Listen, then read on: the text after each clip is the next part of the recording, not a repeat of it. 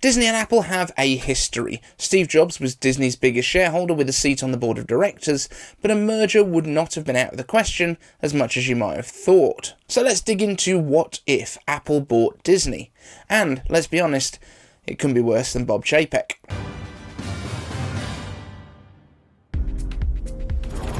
It's time now for the Executive Edge, and we have an interview for you folks. Disney CEO Bob Iger speaking to Jim Cramer about Steve Jobs, the purchase of Pixar, and the prospects for a Disney-Apple merger. He loved Disney a lot, right, and obviously he loved Pixar. He loved storytelling, and he loved the combination of storytelling and technology. Had he lived, and I think there's a good chance we would have certainly talked about being one company. Whether we would have done it or not, I don't know. Steve Jobs was born in 1955, the same year that Walt's first park, Disneyland, opened in Anaheim, California. 50 years before Apple was created in 1978, Walt Disney and partner Ub Iwerks, and yes, Iwerk would obviously become very important for Apple later, were putting Mickey Mouse in his first cartoon, Steamboat Willie. Both Steve and Walt have been described as creative geniuses. Visionaries. And without Steve's confidence in the team at the graphics group of LucasArts' computer division, it might be that Disney would be a much smaller company than it is today. That graphics group, by the way, was later renamed as Pixar after Steve Jobs acquired it from George Lucas. So let's just jump into the universe, but the two companies later merged into a single creative behemoth. Disney itself, of course, is a huge company spanning not only their movie division that is home to Marvel, Pixar, Touchstone, Star Wars, and 20th Century Fox, or 20th Century Studios, I think they call it now, because let's be honest, we don't want to talk about Fox anymore, but also ABC, ESPN, and Disney Plus on the TV and streaming side of things, Disney Records, their own stores, and merchandise, and of course the parks division. Now, of course, a lot of this crosses over with what Apple is doing these days with Apple TV Plus, Apple Music, Apple Stores, and Apple Park? Probably not exactly comparable to a theme park, but still. Once Disney merged the Pixar team into their company, John Lasseter took the top spot at Disney's animation division, having previously been an animator there and being the creative kind of director, I guess, at Pixar, as well as being named the principal creative advisor at Walt Disney's Imagineering. Now that's the division that is in charge of Disney's parks and attractions and their in-person experiences like Disney stores. Steve Jobs and John Lasseter had worked closely together at Pixar, and we can only imagine what a combined company would have done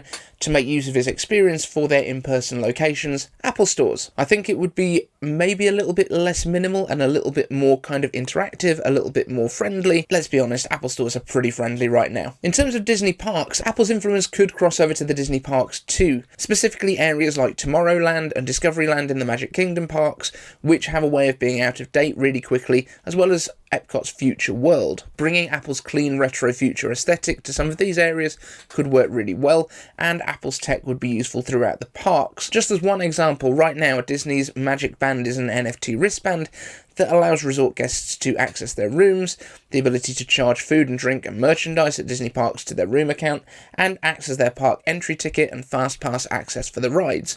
Or at least it did. Things might have changed with incredibly popular Genie program. The less said about that, the better. Imagine your Apple Watch though, or one that you're loaned for your visit, replacing that functionality, but also being able to remind you about the shows that you want to see in the parks being about to begin, letting you know when the wait lines at rides on your wish list are short, and also helping you to make the most of your visit around the parks in other ways. It could even help you find other members of your party if you get separated, removing much of the stress of being a parent with small kids at one of these parks, because they are enormous. You could even skip the lines at the food outlets by ordering from your watch using their menu, simply collecting your meals at the counter as soon as your order's ready. You could even join virtual queue lines from anywhere in the park, reserving your place on a ride and just arriving at your allocated time. Basically, it's what FastPass is, but you don't have to go and physically put your ticket in to make it happen, because it can keep track of all of this stuff for you. And these parks have Wi-Fi throughout, so you don't have to worry about using GPS or cell data. Stores and products. While Disney over the past few years has been closing huge amounts of their stores, with just 22 now remaining in North America, Apple has 272 in the US and 247 overseas, for a total of 519 locations worldwide. Apple also has the highest average spend per square foot of any stores in the world, unsurprisingly I guess, given the average selling price of their products. But Apple stores are also becoming a hub for events, and it would be quite possible for Apple and Disney to leverage these locations for large movie releases and events around those things too. But in terms of products, there are massive opportunities for crossover, and if you don't think that I got Apple tomorrow to help me show you what some of these could look like, it's like you've never watched one of my videos before. How about a range of iPhone colorways that tie in with Marvel movie releases?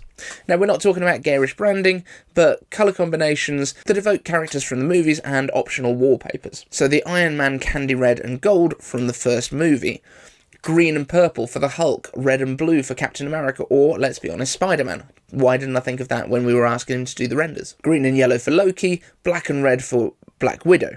It gives Apple the opportunity to launch these special editions throughout the year, adds buzz for the movies, doesn't really add much to manufacturing, you're just adding a new finish potentially to different parts that are then assembled, and it adds buzz for the movies, because you'll get all of the tech YouTubers wanting to be all over these, and it also helps to boost your iPhone sales outside of the standard window between September and the holiday season. And of course, if you just take off the wallpapers on these things, they're going to look like just a really cool combination of colours.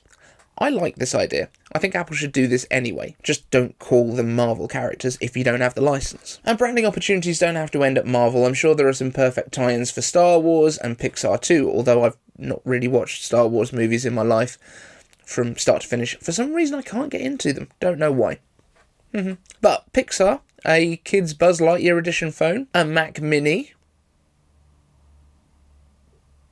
Okay, this video was certainly not made specifically for this pun, but if it was, I think it would have been worth it. Let me know your favourite Apple/Disney puns in the comments. And then we'll get onto the boring stuff of politics. Now here is the bit where I probably get cancelled, but nonetheless, I doubt we'd be seeing the controversy that we've seen in recent months in Florida with the Don't Say Gay laws, and Disney dragging their feet to address it if Tim Cook was in charge. Would there still have been tensions between the company and the government over the issue? Yes.